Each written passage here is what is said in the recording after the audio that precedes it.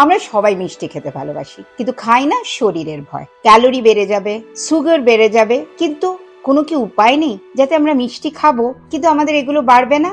Sweetener, কিন্তু sweetener নাকি শরীরের জন্য খুব খারাপ। তাহলে কোন সুইটনার খারাপ তো নয়, বরঞ্চ শরীরের জন্য ভালো? সুইটনার হিসেবে প্রথমে আসে স্যাকারিন, যার স্বাদও বাজে এবং স্বাস্থ্যের জন্য প্রচন্ড ক্ষতিকর। তারপর বিভিন্ন কোম্পানি যে সমস্ত সুগার সাবস্টিটিউট বা সুইটনার এনেছে তার মধ্যে অ্যাসপার্টেম আছে। পরীক্ষা করে দেখা গেছে অ্যাসপার্টেমের কিন্তু অনেক ব্যাড এফেক্ট আমাদের শরীরে আছে। তাহলে দুটো ন্যাচারাল সুগার সাবস্টিটিউট আছে, একটা হচ্ছে স্টিভিয়া, আরেকটা হচ্ছে মঙ্ক ফ্রুট। এবার আমরা কম্পেয়ার করি। স্টিভিয়া যেহেতু প্লান্ট থেকে এর এক্সট্র্যাক্টটা বার করা হয়, সুতরাং এর স্বাদটা খুব যে ভালো তা বলা চলে না। কিন্তু অন্যদিকে মঙ্ক ফ্রুট কথাটা কোত্থেকে এসছে? শত শত বছর ধরে দক্ষিণ চায়নার বুদ্ধিস্ট মঙ্করা এক ধরনের ফলের চাষ করত, সেই ফলই হচ্ছে মঙ্ক ফ্রুট।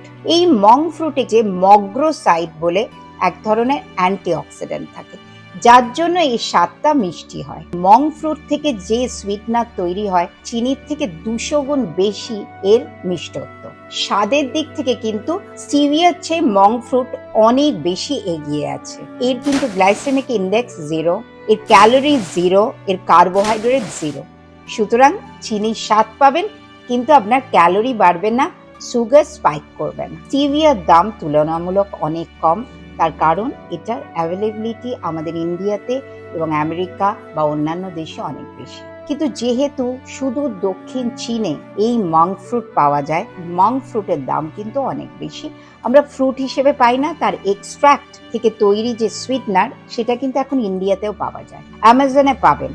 দামি জিনিস আমি একদম মনে করি না ডে টু ডে খাওয়া উচিত। এটা যেহেতু মিষ্টির ব্যাপার আর আমরা কম্প্রোমাইজ করতে পারি না মিষ্টিতে, নিজের সাধ্যের মধ্যে হলে কিনতে পারেন এবং নির্দ্বিধায় খেতে পারেন। তো শেষে একটা কথা বলি, প্রতি জিনিসই যদি বেশি খান তার কিন্তু একটা সাইড এফেক্ট আছে। স্টিভিয়া যদি অত্যধিক বেশি খান অ্যাজ আ সুইটনার তাহলে কিন্তু কিডনি এফেক্টেড হতে পারে, এমনকি ফার্টিলিটিতেও এর ভীষণ ব্যাড এফেক্ট আছে। তাছাড়া গাট হেলথ নষ্ট হতে পারে।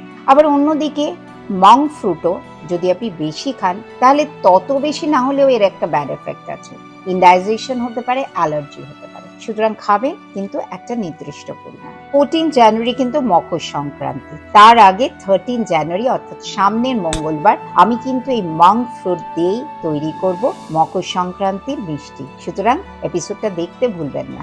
Consult with Reshmi Roy Chaudhary, the Bengali dietitian from Chicago, USA.